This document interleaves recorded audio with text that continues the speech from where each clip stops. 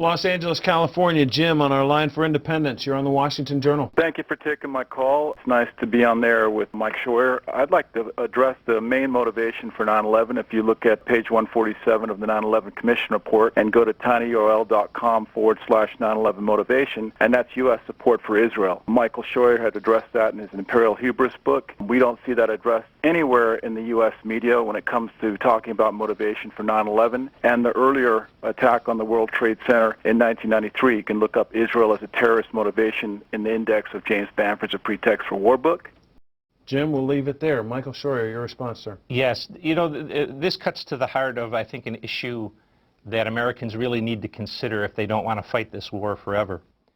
American lifestyle, democracy, women in the workplace, elections, liberty, all of those things the Islamists, Al-Qaeda, its allies, would never have in a country that they governed. That's very clear. But the idea that has been pushed by President Clinton and President Bush and Mr. Cheney and Barack Obama and Senator McCain, that America is being attacked because of those things, is a disservice to the population of the United States. This war is not against Americans because we're Americans. It's motivated by the activities of our government and its allies in the Muslim world. Certainly, Israel is an enormous problem for the United States and an enormous motivator for the Islamists who are active around the world, including in America and Canada and Britain. But it's not only that. It's our support for the Saudi police state. It's our presence on the Arabian Peninsula and our military activities in Iraq and Afghanistan and Yemen and Somalia and other places. And none of that is to say that those policies or actions are wrong. I would vote to change several of them very drastically, but that's not the point. The point is, unless you understand the motivation of your enemy, you are never going to be able to understand his durability, his intentions, or his ability to recruit in the coming generations. And that's where we are at the moment.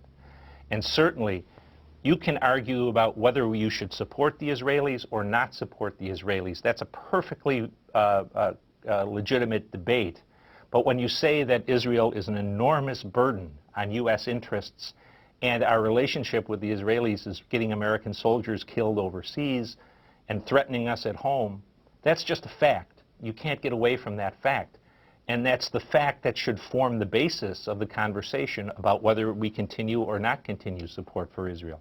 If liberty and freedom mean anything, it means that we have the right to decide for ourselves if we want to put our lives at risk for certain policies. Just think for a moment how ugly these policies must be, that politicians feel it necessary to lie to us about them and try to convince us that the policies have nothing to do with why we were attacked. So much death and suffering because our politicians are dirty. James is right about how the media has behaved, and I'll give you an example. This was on the Newswire on the morning of 9/11. Now look what Dan Rather did. A London-based Arab newspaper man said that followers of bin Laden warned 3 weeks ago that they would carry out what he called, and I quote him, a huge and unprecedented attack on U.S. interests. For whatever that may or may not be worth. Outrageous. We don't deserve to be treated like this. I continue to expose the agenda of suppressing why we've been continually targeted in these two videos.